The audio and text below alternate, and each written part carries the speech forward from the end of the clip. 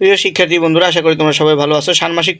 সামষ্টিক মূল্যায়ন 2024 নবম শ্রেণী ডিজিটাল প্রযুক্তি। তো এটি হচ্ছে শিক্ষার্থীদের জন্য যে প্রশ্ন ডিজিটাল প্রযুক্তি সেটি।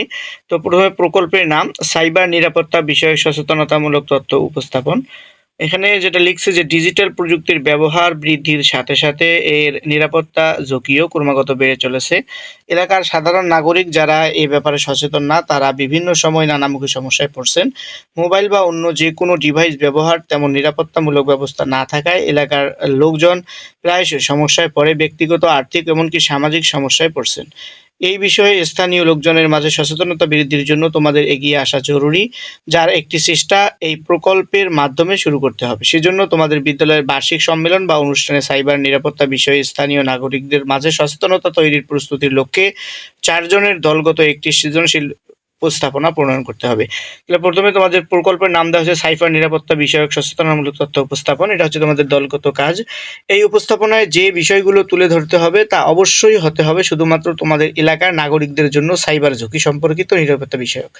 বিভিন্ন উৎস থেকে তথ্য নিয়ে তার তুলনামূলক বিশ্লেষণ করে কোন কোন ঝুঁকিগুলোর জন্য নিরাপত্তা কৌশলসমূহ তোমাদের উপস্থাপনার জন্য বিবেচনা করবে সেটা বাছাই করতে হবে। প্রতিটি উপস্থাপনার উপর দলভিত্তিক বুকলেট তৈরি করতে হবে, যা সম্মেলন বা অনুষ্ঠানের দিন তোমাদের শ্রেণীর স্টলে প্রদর্শন করতে হবে। সম্মেলন অনুষ্ঠানে তোমাদের উপস্থাপনা বিষয়ক একটি প্রচারণা তথ্য স্কুলের গুগল সাইটে প্রদর্শন করতে হবে। কাজের ধারাবাহিকতা হচ্ছে, কাজ হচ্ছে 1, নিজ এলাকার নাগরিকদের জন্য সাইবার ঝুঁকি চিহ্নিত করার জন্য সম্ভাবনা সাইবার নিরাপত্তা ঝুঁকিগুলোর নাম ও কতজন ঝুঁকির কথা উল্লেখ করে তার উপাত্ত অন্য দলের সদস্যদের নিকট হতে সংগ্রহ করো। কাজ 2 হচ্ছে ঝুঁকিগুলোকে 1, 2, 3 এবং ক্রমানুসারে রূপান্তর করে সংগৃহীত উপত্তের নিমিত্তে নিচের নমুনার মতো স্প্রেডশিটে উল্লেখ করে ফর্মুলা ব্যবহার করে শতকরা কতজন সাইবার নিরাপত্তার ঝুঁকি চিহ্নিত করেছে এই শতকরা জন্য কত বার চার্ট বা পাই চার্ট বের করবে। তো এখানে একটি স্কেল শিট সিস্টেম করে দেওয়া আছে, এভাবে একটি চার্ট তৈরি করবে এবং ঝুঁকিগুলো এভাবে ডিজাইন করতে হবে। তারপরে কাজ 3 হচ্ছে এই চার্ট হতে সিদ্ধান্ত নিতে হবে যে কোন কোন সাইবার ঝুঁকির জন্য তোমাদের এলাকার নাগরিকদের সচেতনতা প্রয়োজন।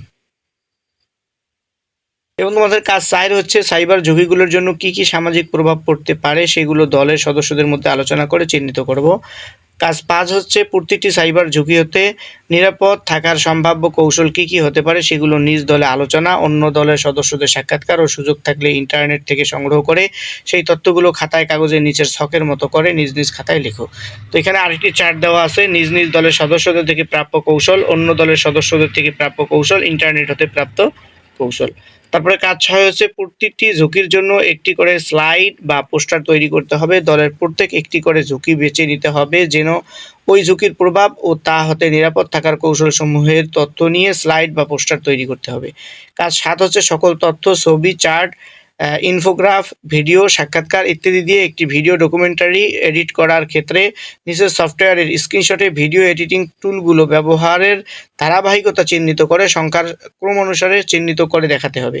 সেই ক্রমানুসারে ভিডিও এডিট করার ধাপগুলো ফ্লো চার্ট নিজ নিজ খাতায় উল্লেখ করতে হবে। তো এখানে একটি স্ক্রিনশট দেওয়া হয়েছে ভিডিও এডিটিং সফটওয়্যারের।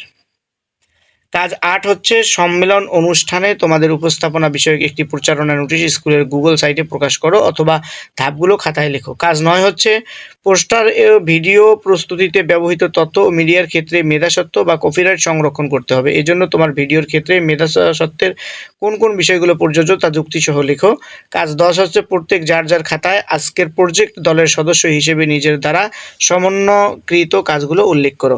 তো এই হচ্ছে তোমাদের ডিজিটাল প্রযুক্তি প্রশ্ন।